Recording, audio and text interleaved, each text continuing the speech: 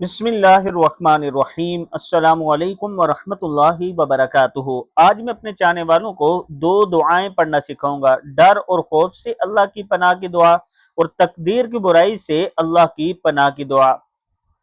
پہلی دعا ہے ڈر اور خوف کی۔ اعوذ باللہ مما اخاف و احذر۔ اعوذ باللہ مما اخاف و احذر، میں اللہ کی پناہ لیتا ہوں اس سے جس سے میں ڈر رہا ہوں اور خوف زدہ ہوں۔ تقدیر کی برائی سے اللہ کی پناہ۔ اللہم انی اعوذ بک من شر کل جبار عنید وشیطان مرید ومن شر قضاء السوء ومن شر کل دابۃ انت آخذ بناصیتها ان ربی علی صراط مستقیم۔